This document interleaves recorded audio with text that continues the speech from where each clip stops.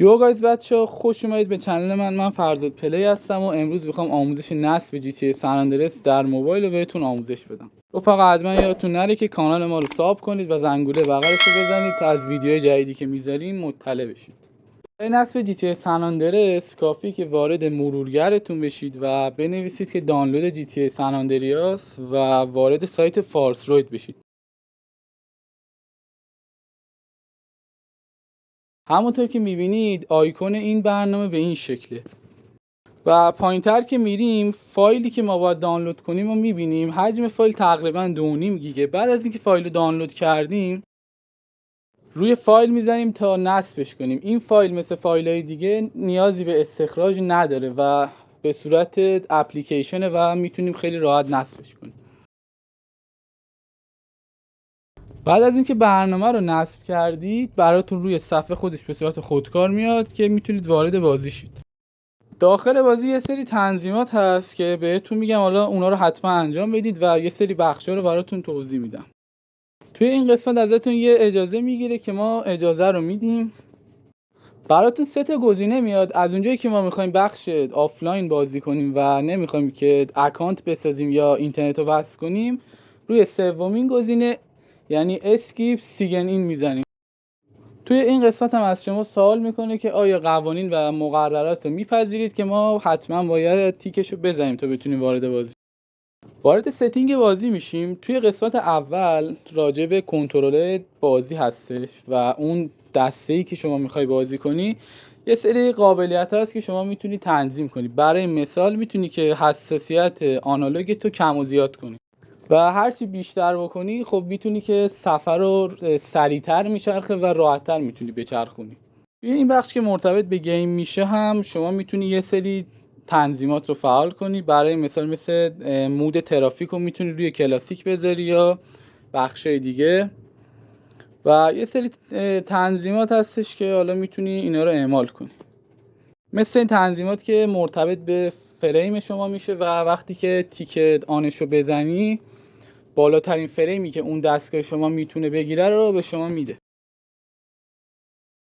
وارد بخش دیسپلی میشیم. اولین گزینه مرتبط به نور بازی شما میشه. گزینه بعدی مرتبط به کیفیت و گرافیک بازیتون میشه و گزینه های دیگه هم به همین شکل و این گزینه مرتبط به سایه های بازی میشه و این گزینه هم مرتبط به زیرنویس بازی شما میشه که شما میخوای اونو آن کنی یا آف کنی.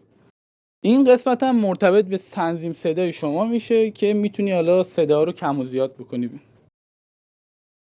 و قسمت آخر هم مرتبط به زبان بازی میشه که ما روی انگلیسی میزنیم و خودش به صورت دیفالت روی انگلیسی هست و نیاز به تغییرش نیست. برای ورود به بازی 2 تا گزینه میبینید، یکی که زده استارت گیم و یکی هم زده ریسوم که فرقی نداره از کدوم وارد شید. این بازی تو سال 2004 توسط شرکت راکستار منتشر شد و جزو محبوب ترین سری‌های بازی جی تی ای هم هستش.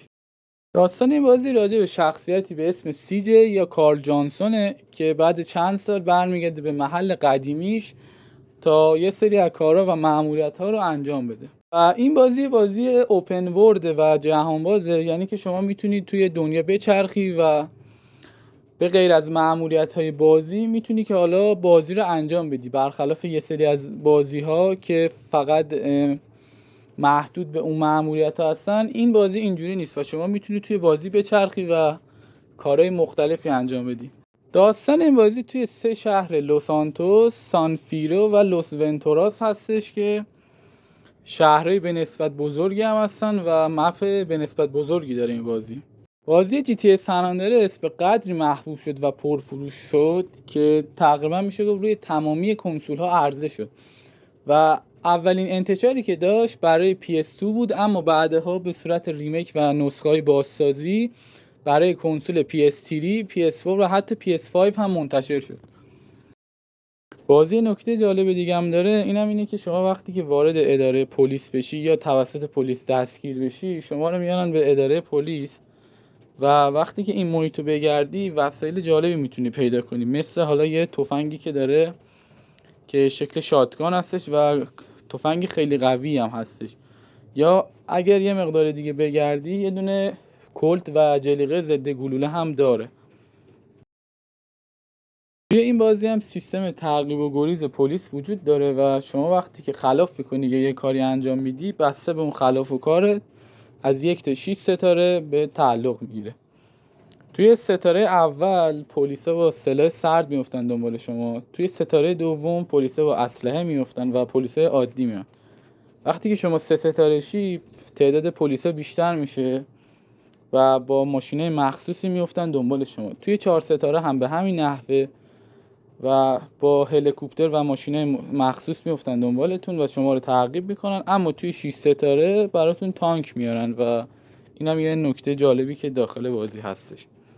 ولی تو سری جدید GTA V همچین چیزی نیستش و شما بیشتر از 5 ستاره نمیتونی بشی و برای شما تانک نمیارن دیگه توی آخرین لول. اما خب توی این بازی برای شما تانک میارن. توی بازی هم وقتی که میمیری از بیمارستان شما رو دوباره زنده میکنه و دوباره از اونجا شروع میکنی به بازی. یه مقدار از شما حالا پول میگیره. سیستم خودروهای بازی و جاده هم سیستم جالبی داره و به شما یه حس رانندگی خیلی عالی میده، حالا چه با موتور، چه با ماشین و چه با وسایل مختلف دیگه مثل هلیکوپتر، قایق یا چیزای دیگه. فیزیک بازی نسبت به بازی‌های امروزی فیزیک خیلی بالایی نداره و فیزیک بازی خیلی پایینه. اما خب این بازی تو سال 2004 ساخته شده و برای اون سال خب این چیز خیلی شاهکار بوده، این فیزیکی که داره. با وجودی که بازی برای 22 سال پیشه، اما هنوز از یک سری از بازی‌هایی که جدید ساخته میشن هم حتی لذت بخش‌تر و جذاب‌تره.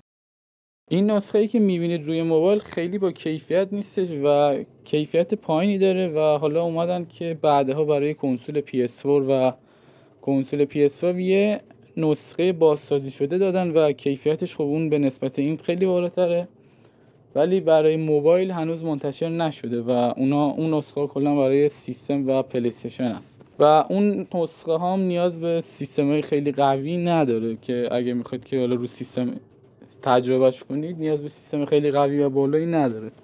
خیلی ممنون که تا اینجای ویدیو همراه ما بودید. اگر که نظر یا درخواستی دارید حتما برای ما کامنت کنید و یادتون نره که حتما کانال ما رو ساب کنید و زنگوله بغلش رو فشار بدید تا از ویدیوهای جدیدی که میذاریم مطلع بشید.